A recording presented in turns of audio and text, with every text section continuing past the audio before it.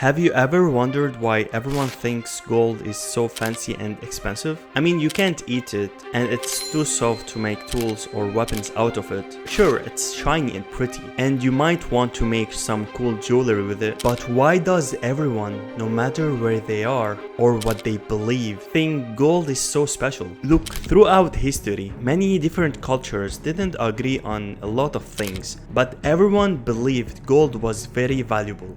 But why? Since people started to live together in groups, way before anyone thought of money, everyone just traded things to get what they needed. Picture this: if you had tons of apples, but really wanted some new cool shoes, you could just find someone who made shoes and trade your apples for a pair. Very simple. This way of swapping things were not perfect, but back then, communities were small. So it worked because everyone knew each other's and they trusted each other's. So trading stuff like apples for shoes was easy. But when societies grew and cities were formed, the old trading system started to have problems. One big issue was figuring out how much things were worth. Let's say you make the best knives and someone wants to trade a basket of apples for your knives. The big question is, how many of your knives should you trade for the basket of apples? It's hard to decide without clear prices. Here another one. If someone brings cups to trade for your knives, how many cups are fair to trade for one knife? Do you get it?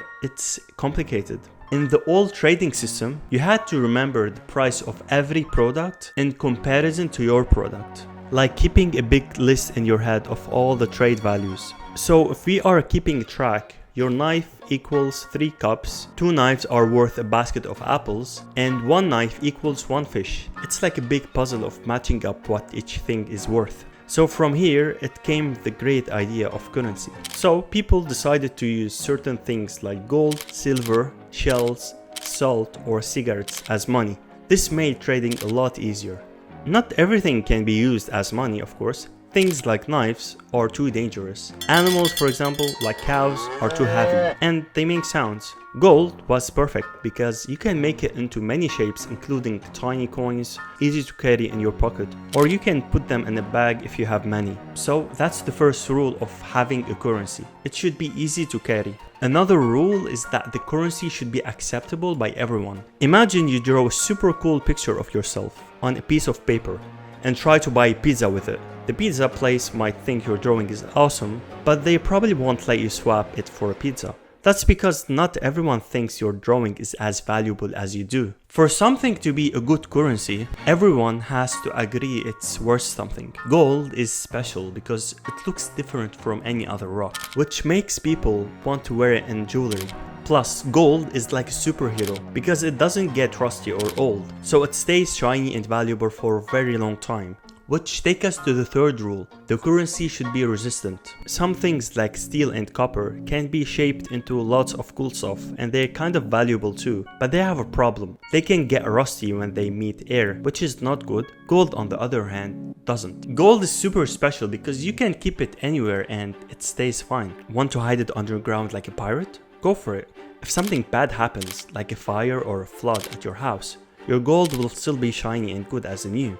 Gold doesn't mind getting wet or being in the dirt, which makes it really handy for saving and using it whenever you need it. The fourth rule for something to be good money is it cannot be everywhere. Think about shells. They used to be super special because not everyone could just go to the beach and grab them.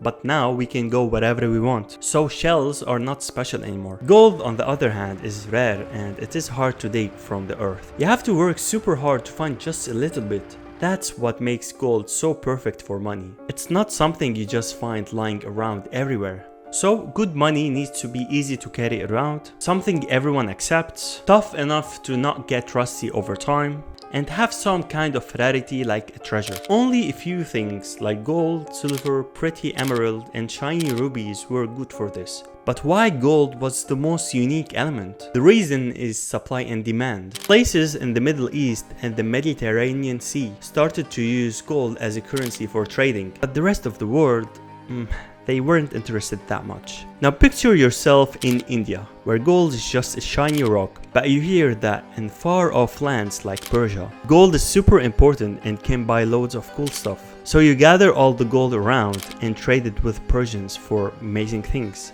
It's a great idea. You buy sheep from your country and then go to another country to buy a lot of things. But soon, everyone in India started thinking, hey, we should do that too. So they all started collecting gold, wanting to trade it in a distant land for goods. And just like that, gold becomes the hottest thing in India too. And its value goes up and up. And this happened with every other country as well. So to end this video, the price of gold is high because people believe it has high value. And they can use gold to buy things and buy services as well. Even though today we don't use it much to trade anymore, since people still believe it's valuable, it will still be expensive. If you found this video to be fun and you learned something new today, make sure to subscribe to my channel and hit the like button to see more videos like this. Thanks for watching. See you in the next video.